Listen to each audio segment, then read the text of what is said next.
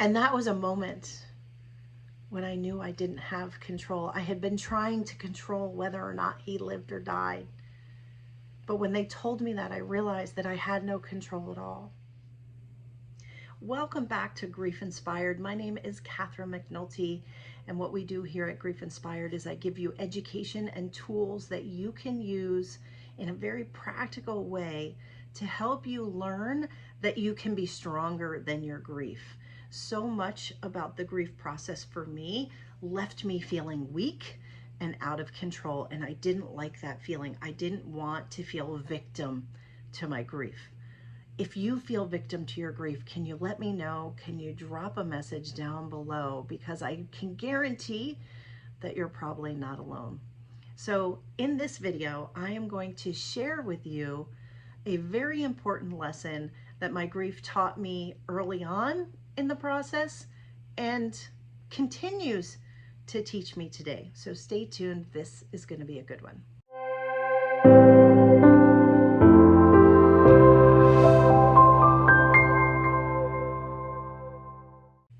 For me, the most challenging part of grief was that I didn't have control. Like I said, I didn't like feeling weak. I didn't like feeling like a victim. And I wanted things to go the way I wanted them to go. And for me, in anything, whether it be dealing with my grief or just anything in life, if I try to control it too much, my grip gets tighter around whatever the outcome is that I'm wanting to happen. And what I found is that the tighter my grip gets, the less likely things are going to go my way. So I try to maintain control and gain more control by sheer force. And the lesson that I'm learning is that that doesn't always work. There are times when we need to surrender. We need to let go of the control, surrender to what is, and pray that what is supposed to happen is going to happen, and to believe that everything is going to work out, maybe not the way you want, but that you're going to be okay. So I want to share a story with you of my own grief journey and what happened to me.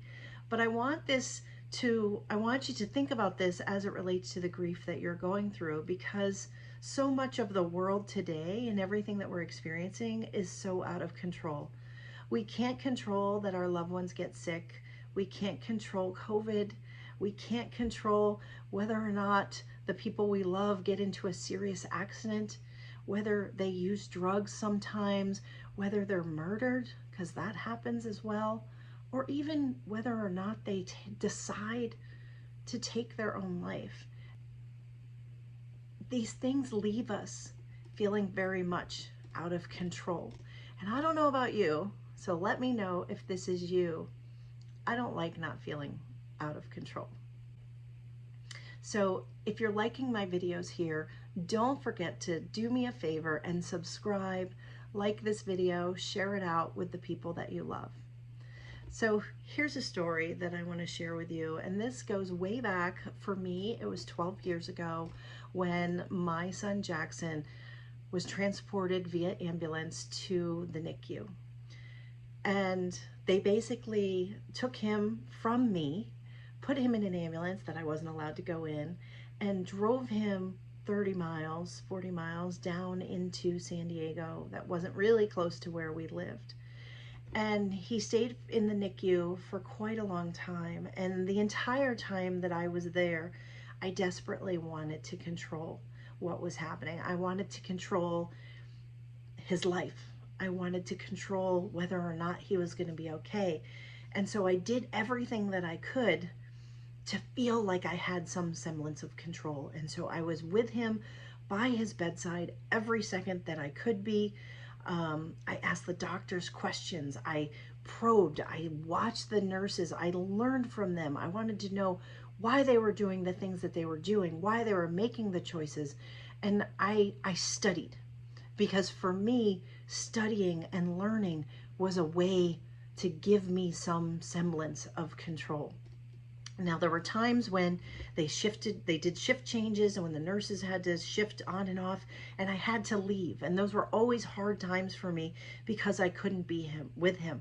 There were times when I had to sleep, so I went across the street to get a few hours of sleep, and my husband at the time would stay with him. So we worked in shifts. I read everything I could about premature infants, about what was happening to him. I sat and I watched him. I wanted to control everything. I wasn't really pleasant necessarily all the time to the nurses and the staff because I wanted to know why this was happening and what we could do about it and how we could ensure that he was going to be okay, because during the NICU period, it was very touch and go, and the doctors were telling me that he could live or die at any time, and they just didn't know. And so for me, it was 6 weeks that I was in the NICU with him, and the entire time it felt like holding my breath. I felt first like I had been kicked in the gut when I learned that this was happening.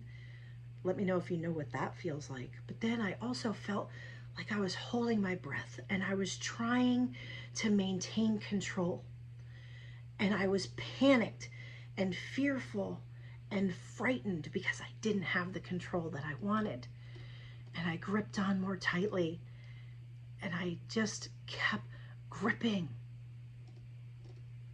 And then the day came when they showed us a brain scan of his brain. It took him a while to get to the brain scan, and it showed me the comparison of his brain compared to what a normal, healthy brain would look like. And they explained why he wasn't going to be able to live and that he was ultimately going to die. And that was a moment when I knew I didn't have control. I had been trying to control whether or not he lived or died. But when they told me that, I realized that I had no control at all. That they told me that he was going to die and that there wasn't anything I could do about it. So I needed control. And although I couldn't control whether or not he lived or died, there were things that I can control. I could control that he would be with me when he passed on, that I would be holding him, that it would be a soft, warm, quiet environment like infants want that simulates being in the womb. He could be surrounded by people who loved him rather than doctors probing him, bright lights on him. These were the things that I could control. But there's something about that experience when we chose to remove life support, and I held him in the dark with soft and quiet music, just loving on him for hours as he peacefully drifted off. And what was so interesting, and I still can't explain it about this time, but I experienced what true surrender was. Because there wasn't anything else to control. It was just to wait. It was to wait and to let him drift off. And drift off to heaven. And for me, that was a lesson in surrender. And it was a beautiful experience. It wasn't painful. There were no tears during that time. The tears came after he was gone. But during that time, I surrendered. I didn't know I was surrendering, but that's what I did. And it wasn't really a choice for me. I had no choice but to surrender because it was the end. And whether you believe in God or spirit or universe, something or someone was there holding me up as I surrendered. And you hear a lot of these stories. If you look for them, you can find them. But what I want to talk about today is this lesson of surrender. We lose the people we love, People die of COVID. People take their own lives. There are drugs on the street that take people from us. People die earlier than they should. Cancer happens. We lose our parents, our siblings, our friends, our family, our children, the people that we love. And there's so much that we can't control in that. And I think that as we grieve, it makes grief harder because we feel like we should. We want that control. We blame ourselves. We feel guilty because we feel like we should have been more in control. We should have done better. We should have known more. That's how we try to find some control, and we hang on. And then we start to hang on to our grief, and we hang on to beating ourselves up because that we can control.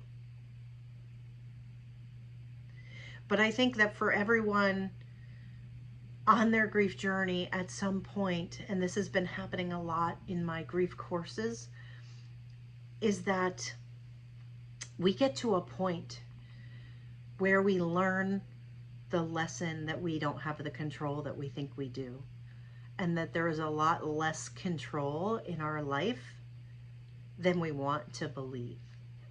And that can be scary, for sure. And it can leave people really feeling unsettled. So if that's where you're at, what I believe and the lesson that I learned is that the solution to that is to surrender.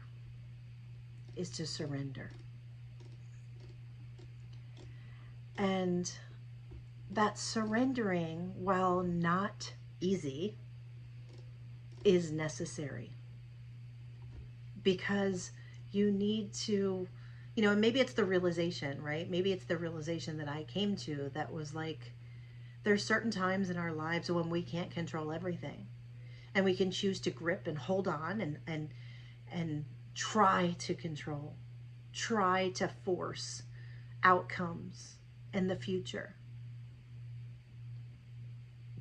But we learn that that doesn't always work. Sometimes maybe it'll work for a little bit of time, but over the course of our lives, that doesn't work, and it can bring us more pain and heartache. And so the solution is to surrender and to believe and trust in yourself, in your God, in your higher power, in humanity, in the design that you have that is there for your life. And even if it's just your inner wisdom and saying that I am going to grow from this, I am going to be stronger, I know that I am going to be okay, that will allow you to surrender. And so I was reminded of this because I've been realizing more and more in my own life that this need to surrender is really the thing that's going to help me the most.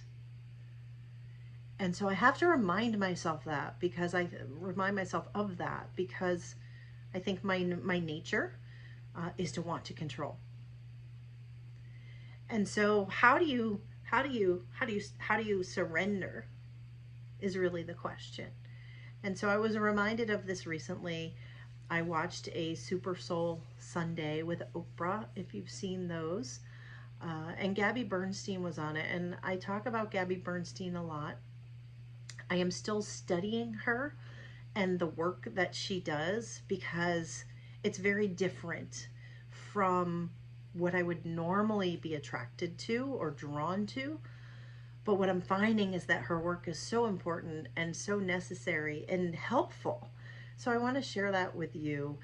She has 5 tips to spiritual surrender. And I'll put the link of the actual talk where she delivered these on Super Soul Sunday so that if you want to watch that, you can. And this was relating to her own life and what she was going through. But I want to list out for you the 5 tips to what she calls spiritual surrender.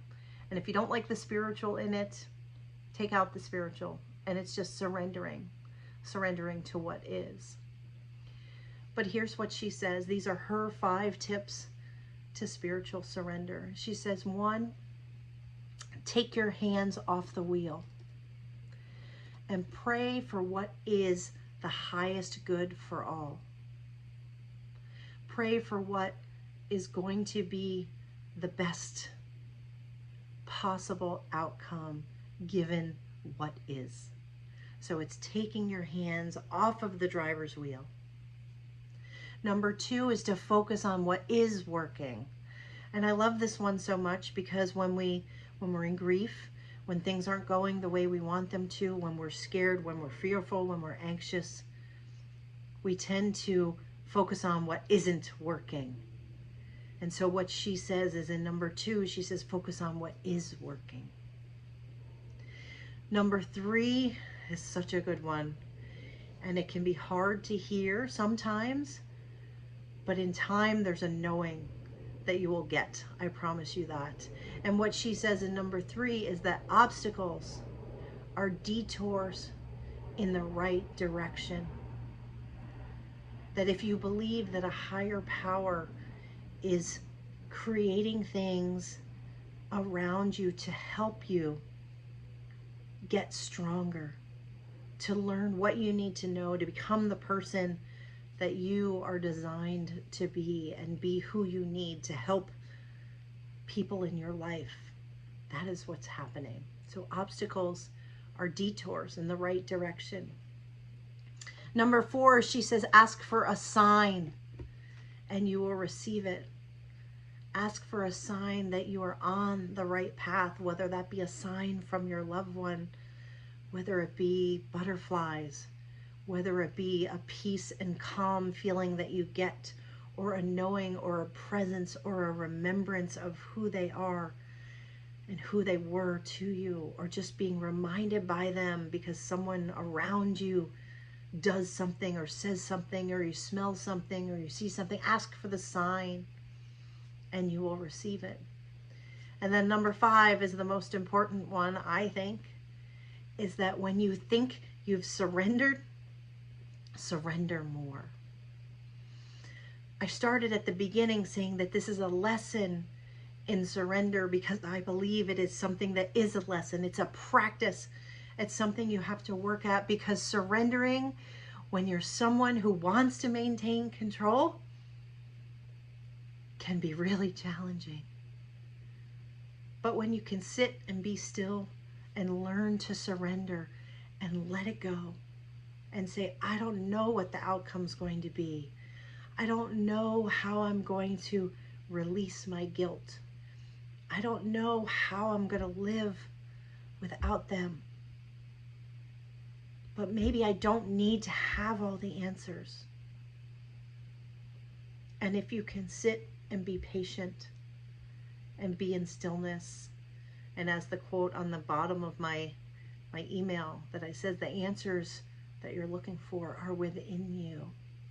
So if you can listen and be quiet and wait for the answers that you're looking for to present themselves in surrender rather than in control, they will show up for you.